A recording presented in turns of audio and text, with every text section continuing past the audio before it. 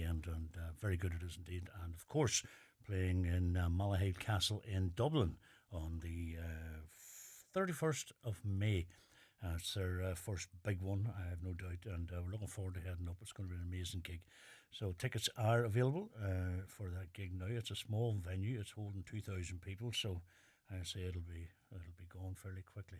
Anyway, Monday night sessions. It's 18 minutes after 8 o'clock, and we say hello and welcome to our first studio guest.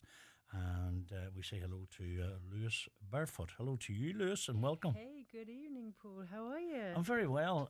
Thank you. I just want to say thanks very much for joining us and for making the journey up, because you came up from Cork. That's right. It's an absolute pleasure. And I mean, seriously, the weather gods were on my side the whole way. Well, we spoke about that just off air, and this is the weather here all the time. You see, we have that.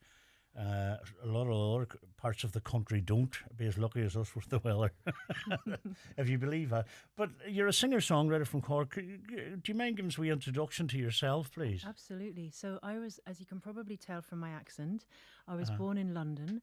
My mum's from Cork, and she left in the 60s, met my dad there, and we grew up in London. And we had this sort of strange London-Irish experience where we couldn't really be Irish because my mum had quite a traumatic past in an orphanage in Cork. So she sort of got out as soon as she could and never looked back. And it was really only on my mum's passing, which is 10 years ago now, that I felt like I had the freedom to return to Ireland and sort of bring the bloodline back. I had a massive calling to move to Ireland and sort of heal this trauma of, like, we couldn't mention the word Cork.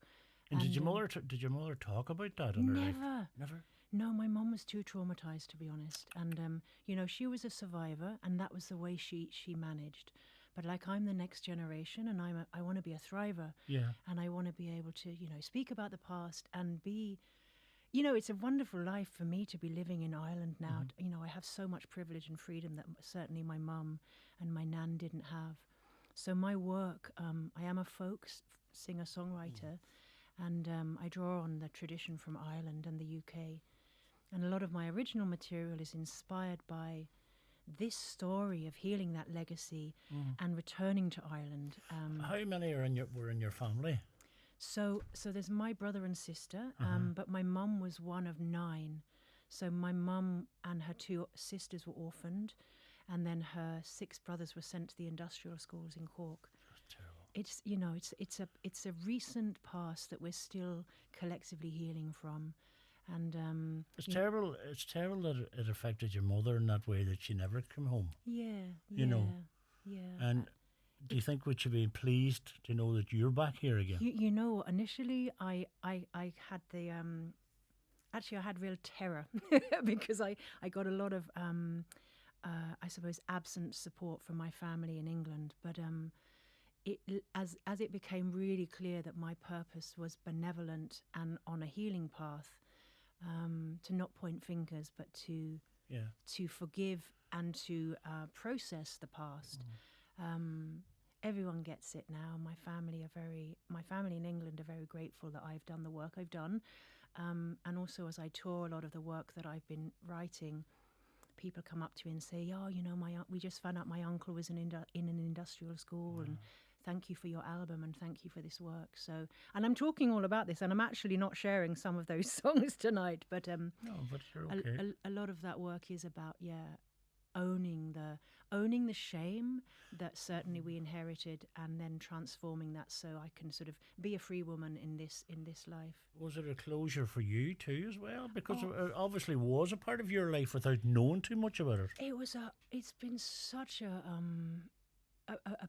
journey of healing and closure for me, and acceptance. So the last song on my last album, Ancestors, is a prayer of freedom to that story, to that history. And I was just in a thrift store down in Cork. It's raising money for survivors. And I was chatting to them there over a very pink sparkly dress, trying to haggle them down. As you do, yes. As you do, Of course. And then she said, "Oh, I'm a survivor." And I said, "Well, my mum was a survivor, and And then we got onto the store and I played them that song Ancestors and had the shop in tears. I think I might have sent it through, so I don't know if you've got it lined up, but maybe that's something we should share with your Well, audience. we can, certainly. Yeah, I don't have it on because we're waiting on it to go on the system, but come here, we'll talk more. We've loads to talk about, but we'd love to hear a track from you. And Absolutely. the first song you're going to do for us. Yeah, I'd love to share something from my forthcoming EP. So I've gone back to my folk roots really with this new EP, which is called The Old Bog Road. And it's a combination of a cappella songs from the UK and from Ireland. Yeah. And this is a song from Northumberland. It's called Blow the Wind Southerly. All right. We'd love to hear this whenever you're ready.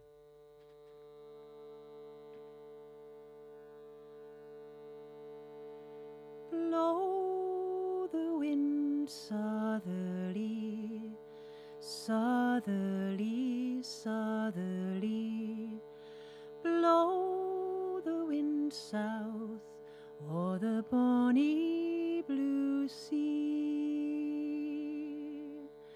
Blow the wind southerly, southerly, southerly.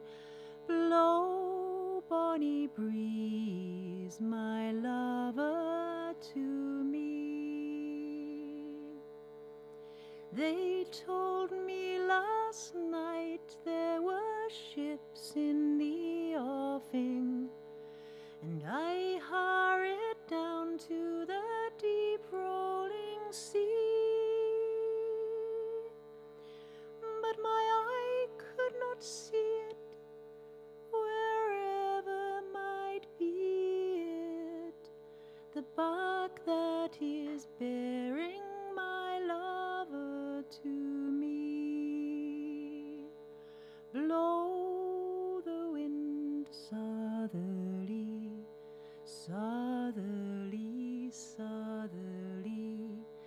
Blow the wind south o'er the bonny blue sea. Blow the wind southerly, southerly, southerly. Blow, bonny breeze, my lover to me. Oh, is it not sweet to hear the breeze singing as gently it blows o'er the deep rolling sea? But sweeter and dearer by far 'tis when bringing the bark of my true love in safety to me. Blow the wind southerly, southerly, southerly. Blow the wind south o'er the bonny blue sea. Blow the wind southerly, southerly, southerly. Blow, bonny breeze, my lover to me.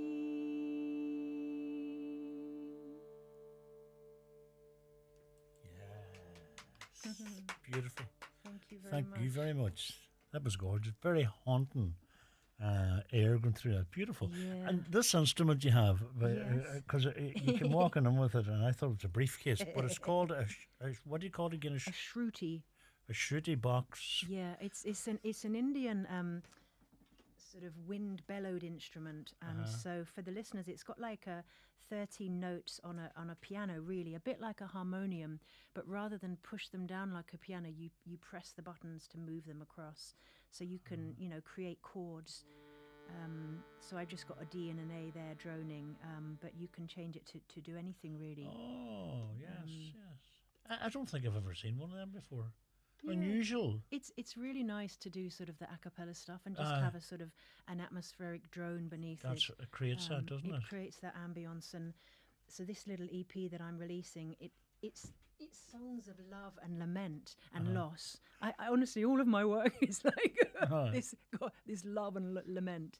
How does songwriting work for you? What's the process? I'm always curious of this, you know. You know what? What I realise is that songwriting for me is like eating food. If I don't eat food, I'm in trouble. Yes, yes. Like it's a basic requirement for my well-being. So if I'm lucky enough and rigorous enough, I can get up each morning and do a half an hour, and it's just keeping the flow of my creative juices alive. I can't always do that, and sometimes I might be walking and suddenly something downloads, and if I haven't got the iPhone to capture it, Yes, it's gone. Yes. And Do you have are you one of these songwriters who has a back catalogue of songs written? I've got a decent few, and I've got a lot of poetry and extracts that might become something. But actually, the last couple of years, my focus has been on production and finishing this second album home and touring it. Toured it across the UK for 2 years, and then getting the vinyl pressed, which was a real debacle because I don't know if you heard about Dublin Vinyl. They liquidated, it was like a year and a half ago, and they liquidated with $2,000 of my money. Oh my God. And I didn't have a vinyl for my tour. But anyway, however many years later, I got the vinyl pressed with a different company, and so Vinyls, you know, it's brilliant because as someone who would remember it hasn't been the only type of music available at one time, but it's got a resurgence. It's really, really popular. And any vinyl that I have, I never play it because I keep it for that simple reason that I'll have either the CD. Do you know what I mean? I just love the feel of the vinyl and it's looking at it's it. sexy. It definitely It's is. so sexy. And to have your own 180-gram vinyl, it's like that's awesome. And would there be demand for it at your gigs? You know, would people want it? Actually, yeah. People, they're selling well. I still have a few left, ladies and gentlemen, and I'm in the Letterkenny area tomorrow. Yeah. No, they do sell well. People want them as as souvenir pieces as much as listening. That's exactly what it is. Yeah. And there's a huge resurgence of vinyl. You know, in Cork we've got we've got about 6 record stores, and they're vibrant and alive. And there's one good one in Derry, and that's it. Lee's place down there, and in fairness to me, has but it's only one. And one time, it would have been, yourself. It was everywhere, But I love seeing it back again. I really do. And as I say, any vinyl I have. Funny, I have grandchildren, and I put it on and showed them the record working it out, and they were just mesmerised. Yeah. One of them wanted to know, why would you carry this around with you when they have all their music in their do you know what I mean? And their phones or whatever, It's just not the same, is it? Like no, it's not. The whole aesthetic and etiquette of like getting your record out, getting the sleeve out, looking at the sleeve notes, and hearing the crackle. And it's and hearing. I think the big loss that sort of younger people have today by listening to playlists is they don't get the artistry of an album exactly as it's written. Yeah. So like the 2 albums I've made, they have a sequence and it's very specific. It's written. There's a lot of work goes into that, isn't there? There's a lot of work. I really love getting CDs. Somebody hands you a CD, and more so on vinyl, right? But when someone hands you a CD and the words are inside it, and maybe a wee piece about each song, I love that. Yeah. It's just like a book, It's like having not a romance with the artist, but there's an intimacy with the artist. You do get more closer to the artist, Yeah. Right, this second song you're going to do for us, this is a track called White Dress. Yeah, I decided to play this one because it's a love song to my mum. And this is on my first album, Glenafuca, which is the name of my nan's farm in East Cork, the Glen of the Fairies. And so my mum's wish was to be buried in her wedding dress, and we did that. It was a beautiful thing. And is your mum buried here? Actually, you know what? She's not. She's buried under sweet chestnut trees in Epping Forest.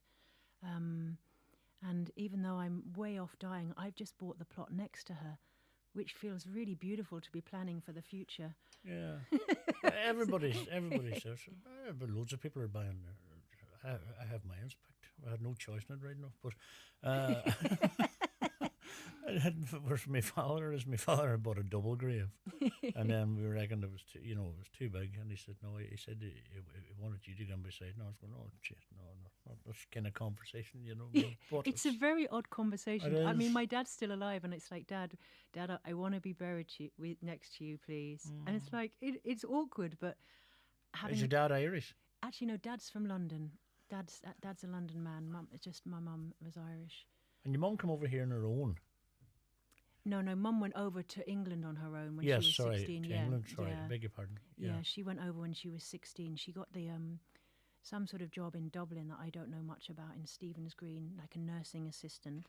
And then she got nurse trainership in London, like so many, so many nurses were It was a Irish. tough. It was a tough growing up. Childhood was non-existent as regards normality, Yeah. and then having to leave. In a sense, she's lucky she got out. My mum found a great freedom in London and in the arms of my dad. And so that's why she wanted to be buried in her wedding dress. It's so sort of beautiful and romantic. Did she meet your father when she was young? Yeah. First love. God Almighty! Yeah. It was lovely to see her getting that Yeah. for what she went through. It's lovely to Yeah. see. Was she a happy woman? I would say she carried the shame constantly with her of feeling, Shame. feeling like a second-class citizen, just because of what was instilled within her at the hands of the Sisters of Mercy. So I think one of the things I wanted in my lifetime was if I, by my work as an artist, could help heal shame for anyone else. That's a lovely thought. Then that was That would be nice if somebody come up to you and said you've actually have people come up to you. Yeah, a lot of people have. And I did a little concert I was touring in October last year. I did 12 dates. One of the gigs was in a little place in Oxfordshire. There were literally 18 people in the audience. It was a wee, fancy, posh pub. And 18 people in the audience. I mean, it was a tiny place. It was full. Two of them came up to me afterwards. One of them said, "Thank you so much for sharing those songs.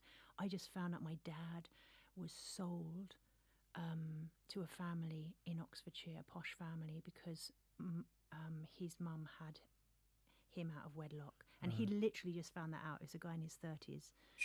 And I wondered why he was sitting at the front sort of with this very sort of fixed glare. And then one of the women behind the bar said, "Thank you so much. Our uncle was in an industrial school in Cork, and he just told us about what happened to him." That's like over 20% of a small audience. So the diaspora in England is of the Irish is very strong. You see, yeah, it is certainly, and it has been for a long time, But anyway, we would love to hear White Dress whenever you're ready, please. So this is my love song to my mum, and a love song to all of the beloveds that may have passed. Lovely.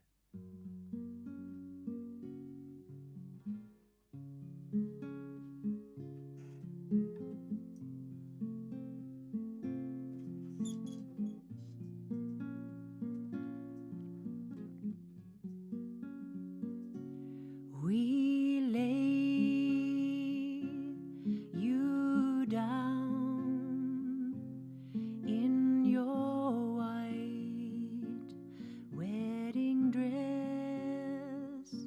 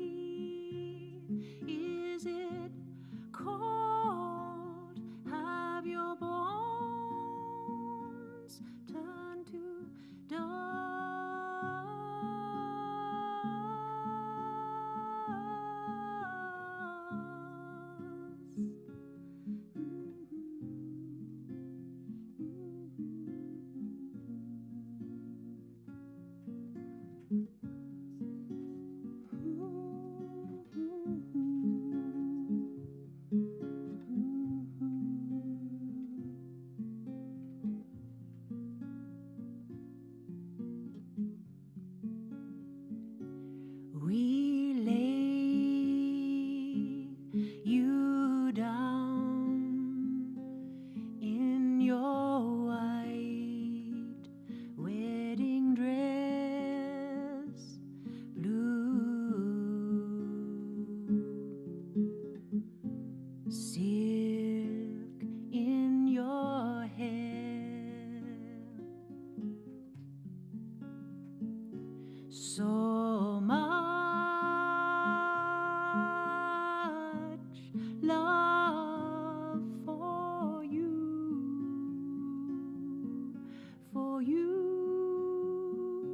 so much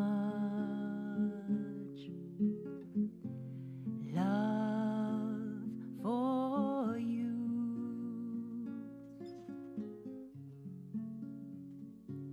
Do you hear that? Feel this? Do you know you're missed? Do you feel that? Hear this? Do you know you're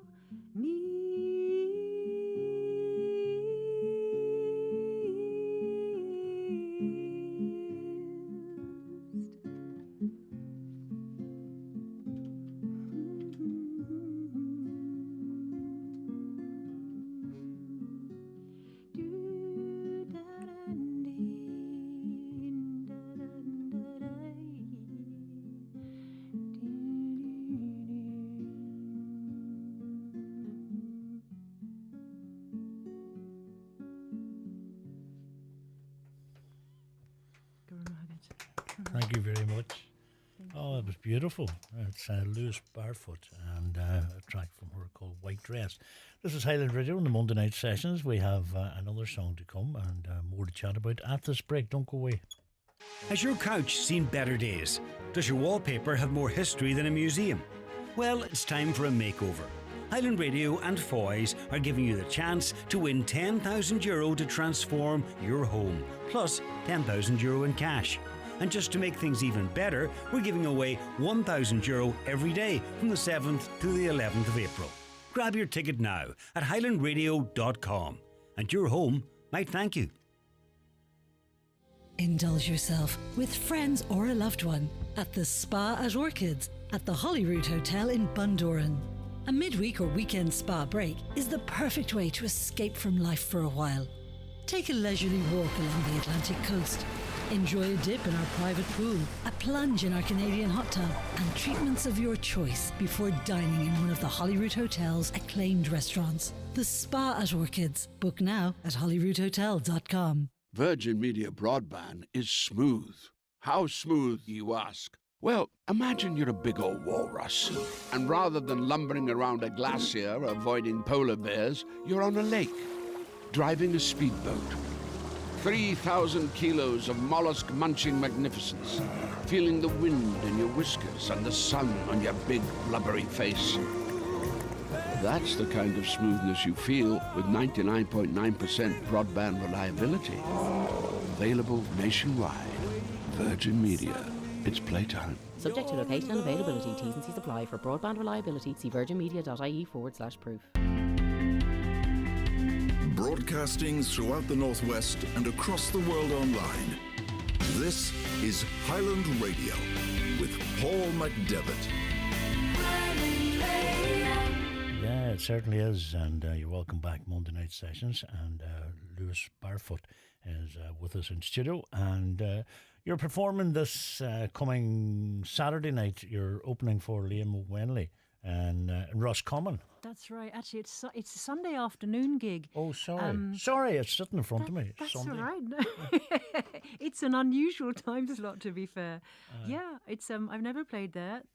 I think it's sold out. It's It sounds beautiful. The people, Tuesday and Wes, who run this space, are really, really fun. Their Instagram page is full of delights. So I've never met Liam, and I'm sort of really honoured to be opening for him. Is he doing a solo show? Yeah, very good. And I'll be doing a 40-minute set, which is really exciting. That's lovely. Yeah, and then I'm going on to Castle Bar next week to sing at the Bridge of Song, and I've never sung there either. So, wow, looking opening forward up to that. new roads for you. Do you tour most of the time? Is that? I tend to do like a tour like in the winter in the UK, and I'm trying to build up my sort of contacts in Ireland. You know, I've been here 6 years, but quite a lot of that was lockdown. So That's right, yes. so like I'm known in Cork, and I've got a gig at the Roundy, which is like in the centre of Cork City on the 30th. But yeah, it's like I'm spreading my wings. You know, coming up here is part of that. And well, tell me this: your music, has travelled and it travels well. But is the music scene in England, folk, blues, what's that scene like in England? God, well, I suppose that there's a big folk scene in England, and Wales. You know, actually, I found out I was a quarter Welsh last year, which is quite fun. So I did a few gigs in Wales. The folk scene and the acoustic scene is strong in the UK. Yeah. And because I lived there for longer, I've got a bit more of a reputation, and it's easier to sort of, build a tour. I get you. And I also know a lot more people there than I do in Ireland in the 6 years I've been here. Well, in fairness, as you say, when you came here, next thing it was lockdown. That must have been a slap for you. I'm making this big choice here, and then lockdown comes. Yeah, I came over and I was lecturing at UCC in theatre and voice, and then after one term, the lockdown, happened, and then the poor things had to do it online. But no, actually, lockdown, I had a great time. I songwrote, I was getting my first album together, and it was a magical time for me. So it worked well. You lecture? Are you a lecturer as well? I was, yeah. You were? In sort of theatre and performance. Oh, very so good. Back in the UK, I used to, before I focused on music, I was an actor. In fact, the only time I've been to Donegal, I was playing in Ballybuffet in 2013 at the Bala Arts Centre, yeah. Oh. And my friend Sam Lee was here in Letterkenny, and I was like, "Hey Sam," he's a folk singer, and I said, and he came to see our show. But yeah, that's the only time I've been to Donegal. I played there. And acting as in for a performing company, or? Oh yeah, I was a freelance actor, so I did loads of stuff all over. I toured the world actually. That show I was in, we toured. We came to Ireland when it was 2013, and it was the hottest summer. And I remember at Clonmel, I almost melted on the stage.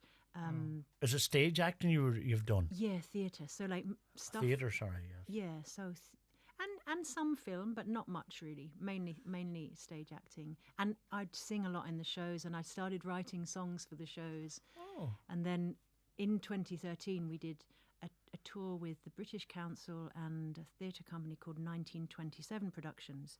Yeah. And we toured 21 countries in 11 months. And it was really insane, actually. It was exhausting. But that was my turning point. I wrote a song in every country.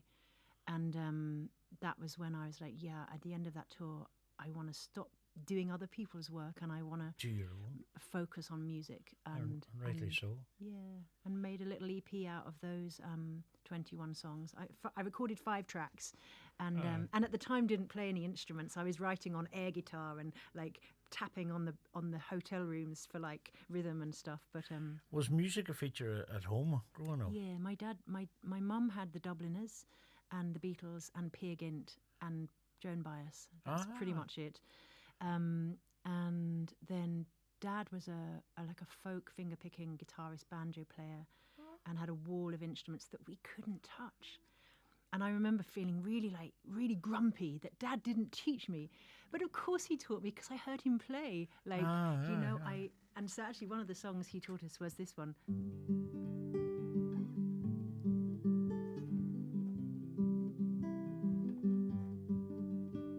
Oh, the fox went out on a cold, cold night, prayed to the moon to give him light. He'd many a mile to go that night before he reached the town, oh, town, oh, town, oh. He had many a mile to go that night before he reached the town, oh. So yeah, that was the one we loved Dad playing for us. Yeah. And then it was only when I became an adult that he taught us because he was playing all the time. Did he play in a band or anything? No, he just played at folk sessions with men with big beards and ales. Yes. Very good, very good. Well, you know, that's just been it's been a delight having you. We want to thank you very much for coming up. And we want to wish you well. If Thank people you are so looking to much. get in contact, Lewis, are you on the social media platforms? Yeah, I'm on Instagram largely, a little bit of Facebook, and on the new thing called Blue Sky. But my Yeah. website has it all really. It's Lewis Barfoot, and that's spelled Lewis and BARFOOT Yeah. .com.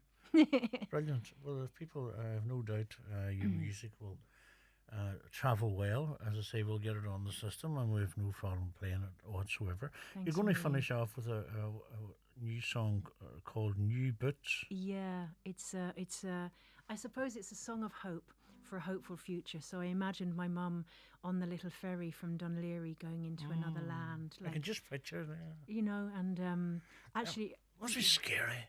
You know, it must have been for a child. Like 16, you're still a child. Like, and to be put on to come over and then London, like it's one extreme. The big to the- smoke, you know. Wow.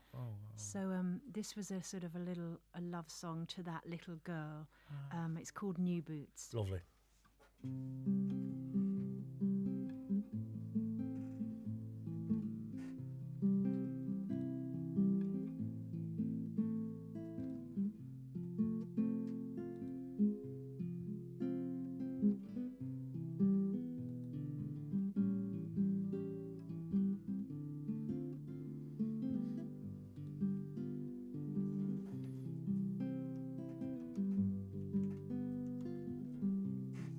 Hey, little girl, bags all packed. Room is empty, there's no going back. Goodbye, sorrows of yesterday. Let's put on our new boots and away. Hey, little girl, raw to the bone, crossing the seas, nowhere to call your home. Goodbye, sorrows of yesterday. Let's put on our new boots and away. Yeah. Walking in new boots, leaving the past behind. Walking in new boots into a future that's kind. Walking with you by my side. Goodbye, sorrows of yesterday. Let's put on our new boots and away.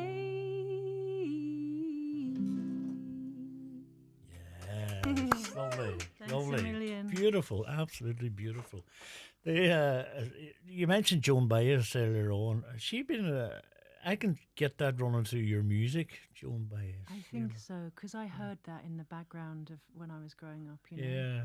And the simplicity of folk song and the purity of storytelling through, you know, as I got into music, I really got into Bob Dylan and his words and his poetry, and it's Who else inspired you musically? Michelle Shocked was a North American sort of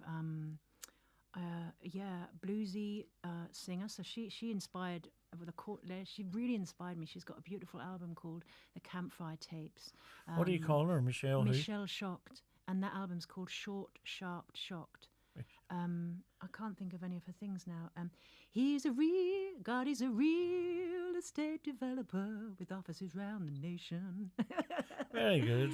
Yeah. See, what I love about when people come up and they give me a name like that, I write it down, and then it's one of the positive things of Spotify. So I'll go home. You know what? She's actually not on Spotify Is she as not? a protest, but her music is available. Ah, well, it'll be on YouTube or somewhere. Probably. Yeah. And Eddie Reader, you know, Fairground Yes. Attraction, and I've started covering some of her songs because they are beautiful. They're so beautiful. She's no stranger here to these parts. Yeah. Eddie Reader, I'd love to support her one day, Eddie, baby. Yeah. Well, if anybody knows anybody, let us know, and we'll certainly put them your way. Thank you. Once again, as I say, your commitment is really appreciated because you travel up from Cork here. It's a huge thing, and we certainly enjoyed your company. We want to wish you well. The door's open if you want to come back up. If you're touring up around these Thank parts, you so much. I'd love you that. will. Aye, absolutely. And you might meet the fellow Cork man the next time you're up, Jimmy Stradford. Yeah. He was from Cove as well, he was saying. Aye, he was. Oh, I'd have been telling you, don't you worry. Jimmy is out of the country at the minute, unfortunately, but I have no doubt you keep in contact with him, and we'll Fabulous. Thanks ever so much. no, thank you, Lewis Barfoot, and you're on lewisbarfoot.com, .com. plain straightforward as that, and this coming Sunday in Roscommon, doing support for Liam O'Welly.